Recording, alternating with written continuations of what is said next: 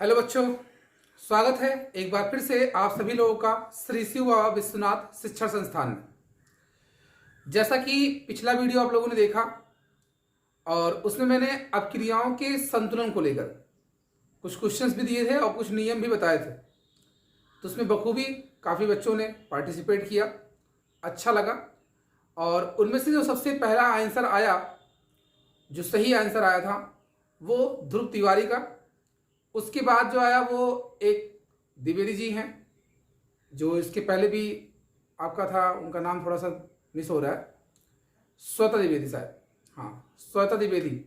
तो इसी क्रम में काफ़ी बच्चों के क्वेश्चंस और उसके आंसर्स मिले हमें व्हाट्सएप के माध्यम से। तो आप लोग ऐसे ही सक्रियता के साथ जुड़े रहें और आगामी जो भी एग्ज़ाम्स आपके होंगे उनमें आप अच्छा परफॉर्मेंस कर पाएंगे।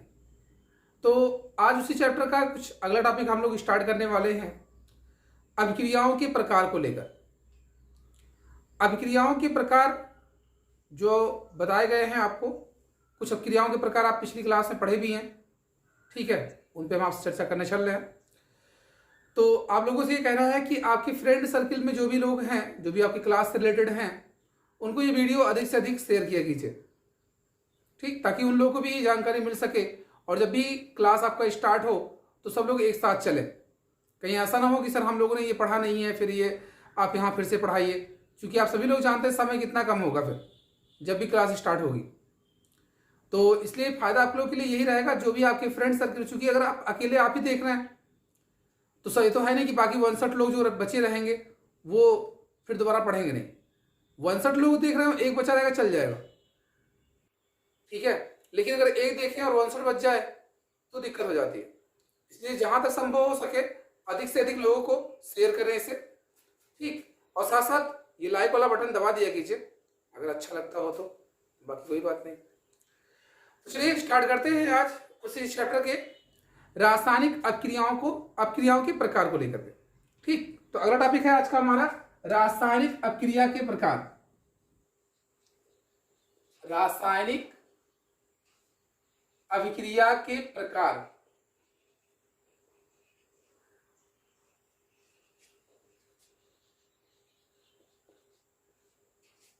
टाइप्स ऑफ केमिकल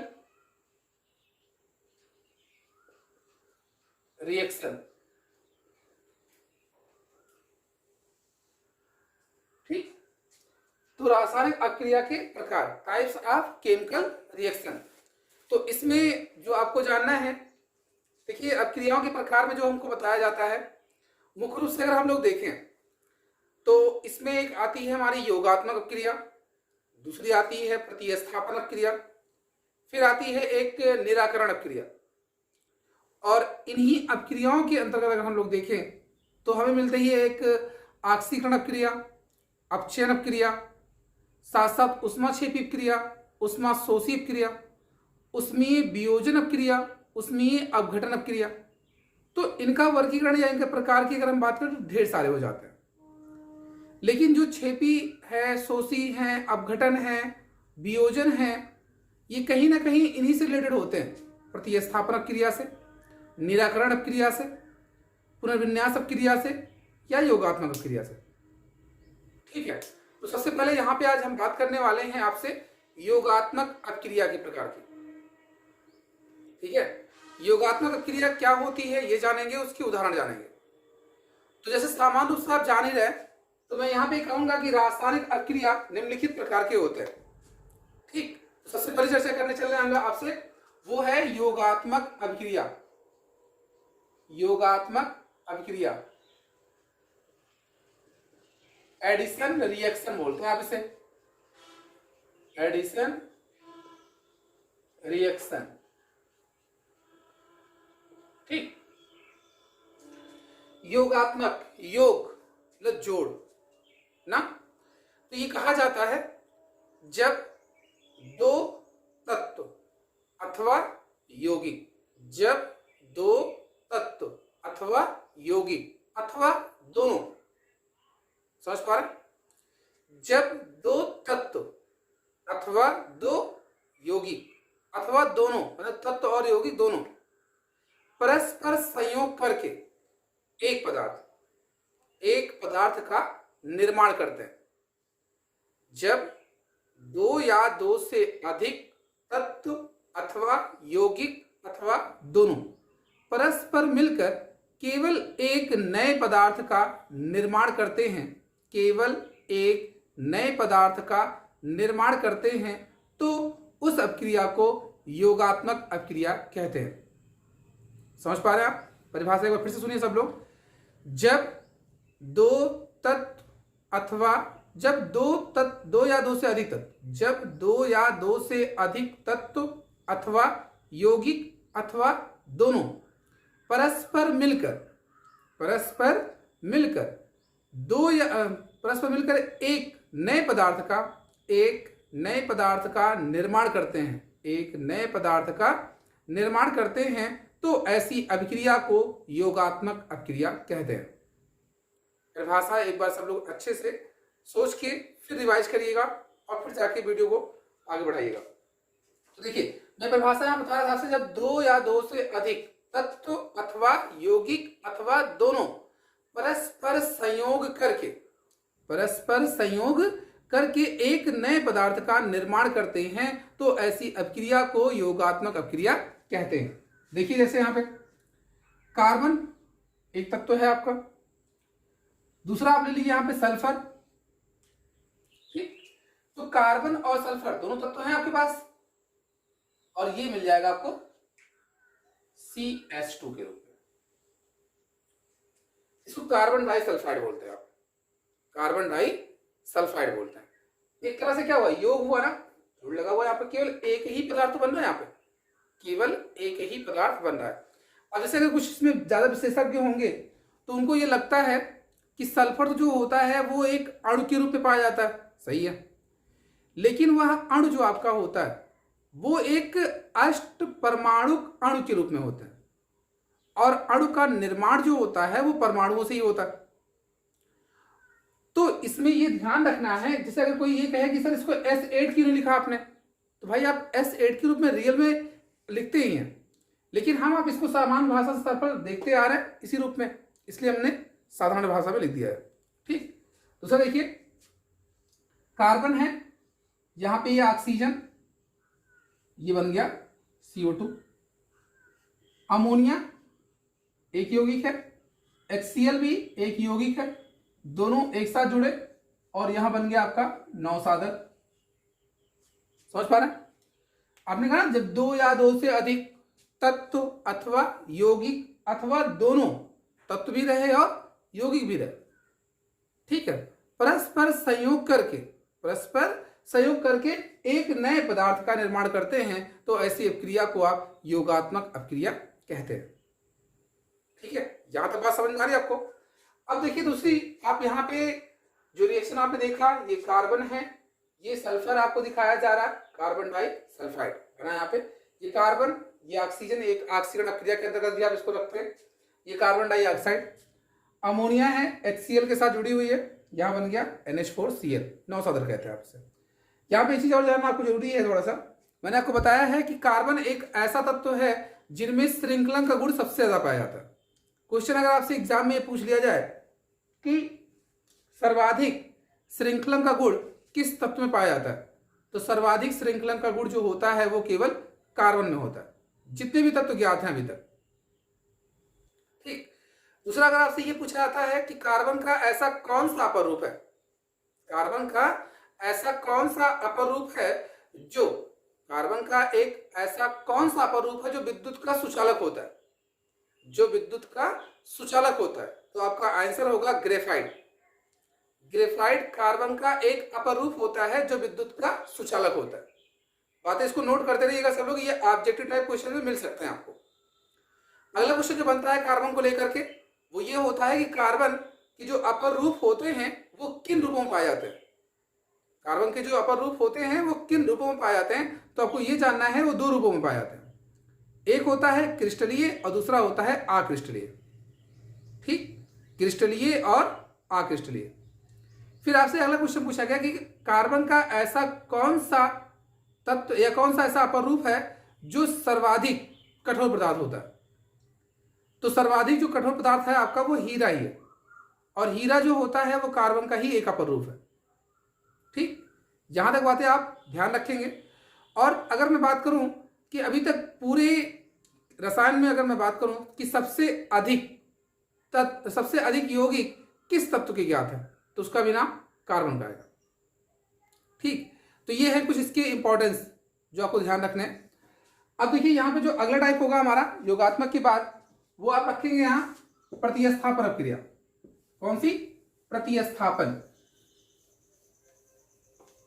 दूसरा टाइप है आपका प्रतिस्थापन अपक्रिया। प्रतिस्थापन अभिक्रिया, इसको आप विस्थापन अभिक्रिया भी बोलते हैं।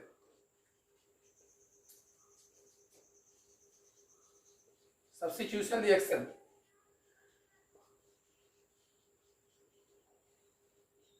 अब ध्यान दीजिए आप क्या लिखा है यहाँ पे, प्रतिस्थापन। दैट मींस इसको हमने कहा विस्थापन भी आपको लिखा मिलेगा, लिखते हैं। विस्थापन का मतलब ये हो गया, सपोज जैसे आप क्लास में जब बैठे हैं, उस क्लास में एक आपकी पहली सीट पे 4 लोग बैठे हुए हैं। ठीक, अब उन 4 में से हमने क्या किया, किसी एक को वहां से उठाया और उसके स्थान पर किसी दूसरे को लाके बैठा दिया।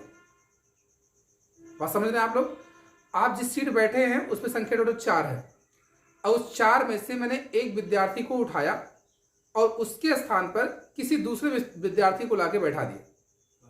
तो मैंने क्या किया, वहां से एक तरह से विस्थापन ही करवाया, उसका स्थान एक्सचेंज करवाया। भाई वो कहीं ना कहीं बैठा रहा होगा पहले, तो ऐसी स्थिति इसलिए रही होगी कि वो पहले कुछ जो पहले मैंने 4 बच्चे बैठे हुए थे आगे जिस सीट पर, उसमें कुछ अलग क्वालिटी रही होगी उस टाइम तो जब तक वो बैठे थे। उसके बाद जब उन्होंने को वहां से हटाया तो इसका तो कुछ उनमें कमियां दिखी होंगी। भाई उससे ज्यादा क्रियाशील वाले बच्चे जब रहेंगे तो उनको हटा करके उनके स्थान पर शिफ्ट कर दिया। तो यहां समझाना यह है कि जब कोई अधिक क्रियाशील वाला तत्व या परमाणु किसी कम क्रियाशील वाले तत्व को, है ना, मतलब कि जो भी सदस्य आपके रहेंगे उसमें वह अधिक क्रियाशील वाले सदस्य जो रहेंगे वो कम क्रिया वाले सदस्य को आसानी से विस्थापित कर देंगे। ठीक, तो बताया ये जा रहा है कि किसी रासायनिक अपक्रिया में उपस्थित परमाणु या परमाणुओं के समूह को किसी अन्य परमाणु या परमाणु समूह के द्वारा हटाने की प्रक्रिया ही प्रतिस्थापन अपक्रिया कहलाती है। ऐसी रासायनिक अपक्रिया जिसमें उपस्थित किसी पदार्थ से परमाणु या परमाणु के समूह को किसी अन्य परमाणु या परमाणु समूह के द्वारा हटाने की प्रक्रिया प्रतिस्थापन अपक्रिया कहलाती है। ठीक, डिफिनेशन एक दूसरे भी सुन लीजिए। बताया जा रहा है कि किसी पदार्थ में उपस्थित परमाणु या परमाणुओं के समूह को किसी अन्य परमाणु या परमाणु समूह के द्वारा हटाने की प्रक्रिया, विस्थापित करने की प्रक्रिया, ठीक, वहां से अदला बदली की प्रक्रिया कहलाती है प्रतिस्थापन अपक्रिया। आइए एग्जांपल देखते हैं यहाँ पे। देखिए Zn है जिंक, और इसको हमने तनु सल्फ्यूरिक अम्ल में डाल दिया। तो जो तनु सल्फ्यूरिक अम्ल होता है, जब इसके अंदर आप जिंक को डालते हैं तो यहां से हाइड्रोजन को हटा देता है, ZnSO4 प्लस H2। ये मिला आपको। तो क्या हुआ, इसके स्थान पर देखिए यहां से इसको जब आपने डाला तो यहां से हाइड्रोजन हट गया, जब हाइड्रोजन हट गया तो ये आकर के इसका स्थान ले लिया। समझ पा रहे? इसी तरह देखिए, जैसे अगर हमने कह दिया कि यहां पर है Fe है, CuSO4 ले लिया, तो अब Fe के द्वारा Cu को यहां पे हटा दिया गया इस तरह से। तो क्या हो रहा है, यहां से एक को हटाया जा रहा है किसी दूसरे द्वारा। आगे देख लीजिए, जैसे यहां पे CH4 है, हमने Cl2 ले लिया, यहां से एक हाइड्रोजन को एक क्लोरीन के द्वारा हटा दिया, तो CH3Cl प्लस HCl हो गया। समझ पा रहा? तो इसमें स्थिति क्या हो रही है कि किसी एक परमाणु या परमाणु समूह को किसी अन्य परमाणु या परमाणु समूह के द्वारा हटाया जा रहा है।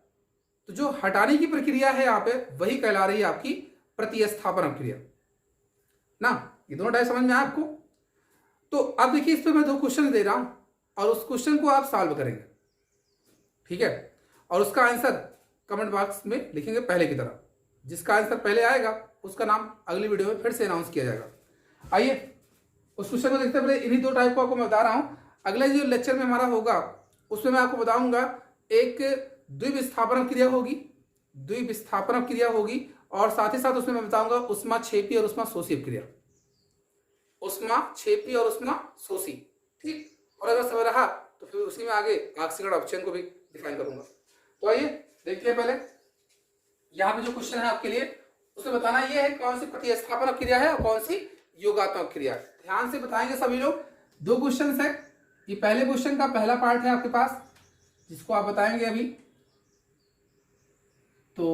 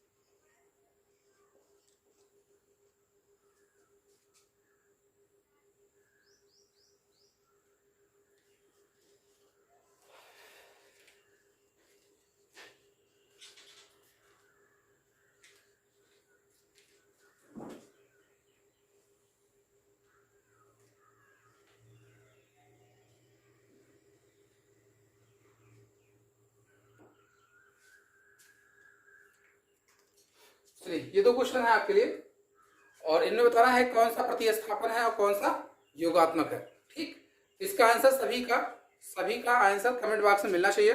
जिसका भी आंसर आएगा फर्स्ट टाइम उसका नाम अगले वीडियो में अनाउंस करूंगा। तो आज के लिए बस इतना ही रखता हूं। अगले लेक्चर में मैं आपको बताऊंगा यहाँ पे कि ऊष्माक्षेपी क्रिया, ऊष्माशोषी क्रिया, साथ साथ आपको यहाँ पे प्रतिस्थापन और योगात्मक बता दिया गया और ऑक्सीकरण अपचयन को लेकर के, ठीक है। तो अगले दिन इस पर चर्चा करेंगे। आज के लिए बस इतना ही।